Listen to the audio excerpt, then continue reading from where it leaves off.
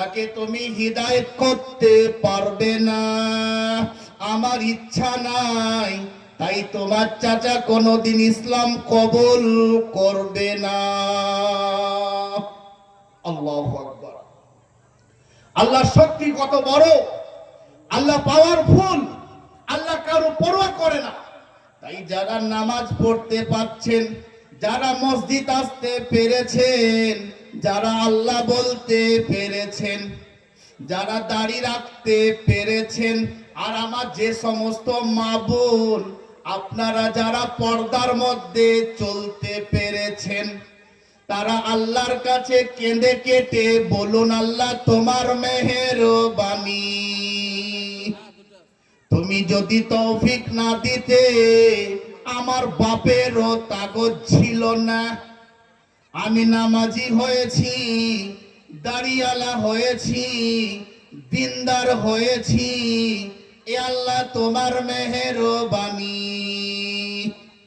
মনে রাখতে হবে হিদায়াতের মালিক হচ্ছে আল্লাহ।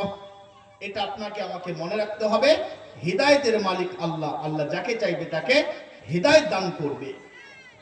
তো দুনিয়ার জীবন ধোঁকা, আল্লাহ মেহেরবান, বেনিয়াজ পাক। আমরা আল্লাহর প্রশংসা করে শেষ করতে পারবো না, তাই সকলে একবার বলুন আলহামদুলিল্লাহ।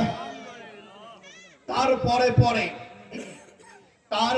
পরে আমার নবী, আপনার নবী, বিশ্ব নবী মুহাম্মদুর রাসূলুল্লাহ, সকলে বলুন সাল্লাল্লাহু আলাইহি সাল্লামের প্রতি লাখো কোটি দরুদ শান্তি বর্ষিত হোক।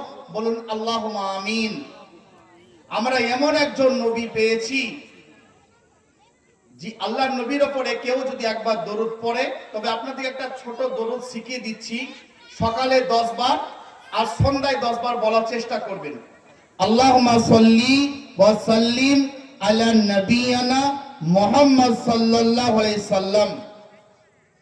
কেউ যদি আল্লাহর নবীর উপরে একবার দরুদ পড়ে, আল্লাহ রাব্বুল আলামিন তার উপরে 10টি রহমত নাজিল করবে।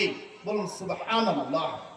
10টি গুনাহ মাফ করে দিবে, 10টি মর্যাদা বৃদ্ধি করবে। একবার যদি আমার নবীর উপরে কেউ দরুদ পড়ে, আল্লাহ রাব্বুল আলামিন তার উপরে 10টি রহমত নাজিল করবে, 10টি গুনাহ মাফ করে দিবে, 10টি মর্যাদা বৃদ্ধি করবে। আমরা কেমন নবী পেয়েছি! আল্লাহ রাসূল সাল্লাল্লাহু আলাইহি সাল্লাম ওই ব্যক্তিকে কৃপণ বলেছে, ওই ব্যক্তিকে বখিল বলেছে, যে ব্যক্তি আল্লাহর নবী নাম শোনার পর আল্লাহর নবীর উপরে দরুদ পড়ল না, সে কৃপণ, বখিল। তো আমরা কৃপণ হতে চাই না, আমরা বখিল হতে চাই না। আমরা নবীর নাম শুনলে সাল্লাল্লাহু আলাইহি সাল্লাম বলার চেষ্টা করব। আমরা কেমন নবী পেয়েছি! আল্লাহ রাব্বুল আলামিন কুরআন মাজিদের মধ্যে বলেছে, সূরা হাসর আয়াত নাম্বার 7, আমার রাসূল যেটা দিয়েছে সেটা তোমরা গ্রহণ করবে, আমার রাসূল যেটা নিষেধ করেছে তা থেকে তোমরা দূরে থাকবে। সূরা আলে ইমরান আয়াত নাম্বার 31, আল্লাহ রাব্বুল আলামিন বলেছে, যারা আল্লাহকে পেতে চায়, যারা আল্লাহকে পেতে চায়, তারা যেন আমার নবীকে অনুসরণ করে চলে। তারা যদি আমার নবীকে অনুসরণ করে চলে, আল্লাহ বলছে তাদের আগের এবং পিছনের গুনাহগুলোকে মাফ করে দেব। বলুন সুবহানাল্লাহ। কেমন নবী পেয়েছে! কিয়ামতের দিনে, যেদিনে বাপ বেটার পরিচয় দিবে না, স্বামী স্ত্রীর পরিচয় দিবে না, সবাই বলবে রব্বি নফসি নফসি। আমার কি হবে, আমার কি হবে? নবীরা পর্যন্ত বলবে রব্বি নফসি নফসি, আমার কি হবে, আমার কি হবে। কিন্তু আপনার নবী, আমার নবী, বিশ্ব নবী বলবে রব্বি উম্মতি উম্মতি। কত ভালোবাসে বলুন তো আল্লাহ রাসূল সাল্লাল্লাহু আলাইহি সাল্লাম আপনাকে আমাকে। তো আল্লাহ রাসূল সাল্লাল্লাহু আলাইহি সাল্লামে যদি সুপারিশ পেতে চান, আল্লাহর বিধানগুলো আপনাকে আমাকে মানতে হবে। আল্লাহ রাসূল সাল্লাল্লাহু আলাইহি সাল্লামের আদর্শ মোতাবেক আপনাকে আমাকে চলতে হবে, সাহাবাদিকে ফলো করতে হবে। তওবাকারীকে আল্লাহ অনেক ভালোবাসে, নাকি বলছেন? পাপ আপনার হতে পারে, আমার হতে পারে, বিসমিল্লাহ আলহামদুলিল্লাহ, পাপ আপনার হতে পারে, আমার হতে পারে, কিন্তু পাপীদের মধ্যে ওই ব্যক্তি শ্রেষ্ঠ।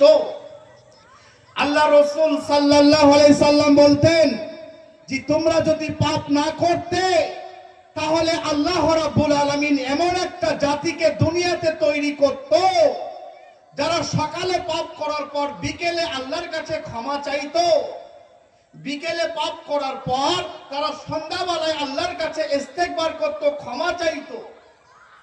তার মানে পাপ আপনার হতে পারে, আমার হতে পারে, কিন্তু পাপীদের মধ্যে সেই ব্যক্তি উত্তম যে পাপ করার পর আল্লাহর কাছে তার গুনাহগুলোকে স্বীকার করে যে ওগো আমার রব, আমি এই গুনাহ করেছি, এই পাপ করেছি, নিজের নফসের উপরে জুলুম করেছি।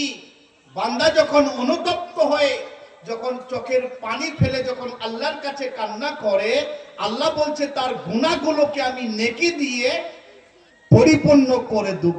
বলুন সুবহানাল্লাহ। আল্লাহ বলছে যারা তওবা করার মতো করবে, যারা ঈমান আনার মতো আনবে, আমল করার মতো করবে, যারা আল্লাহকে বিশ্বাস করার মতো করবে, আল্লাহ বলছে তাদের গুনাহগুলোকে আমি নেকি দ্বারাই পাল্টিয়ে দেব। বলুন সুবহানাল্লাহ। আল্লাহ রাসূল সাল্লাল্লাহু আলাইহি সাল্লাম বলতেন যে একজন ব্যক্তি সফরে বেরিয়েছে। তওবাকারীকে আল্লাহ কত ভালোবাসে আপনাকে একটু উদাহরণ দিয়ে বোঝাই বা হাদিস থেকে বোঝাচ্ছি। আল্লাহ রাসূল সাল্লাল্লাহু আলাইহি সাল্লাম বলছেন একজন ব্যক্তি সফরে বের হয়েছে, তো তিনি কিছু খাবারকে সঙ্গে নিয়েছে, কিছু খাবার সঙ্গে নিয়েছে, আর উট মানে যেটার উপরে সফর করবে সেটাকে সঙ্গে নিয়ে তিনি সফরে বের হয়ে গেলেন। তো যেতে যেতে খুব ক্লান্তি হয়ে গেলেন, তো খাবারটাকে রেখে উটটাকে বেঁধে গাছে বেঁধে রেখে তিনি গাছতলায় একটু চোখটা বন্ধ করে তিনি ঘুমিয়ে পড়লেন। তো ঘুম থেকে উঠে দেখছে তার উট তার খাবার অদৃশ্য মতো গায়েব হয়ে গিয়েছে। আচ্ছা বলুন তো ওই ব্যক্তি কত পেরেশানি হবে? উট যদি না থাকে কিভাবে বাড়ি ফিরবে, আর খাবার যদি না থাকে কি খাবে? তো তিনি তো বড় পেরেশানি। তিনি আল্লাহর কাছে দোয়া করলেন আর বললেন ওগো আল্লাহ আমার উটটাকে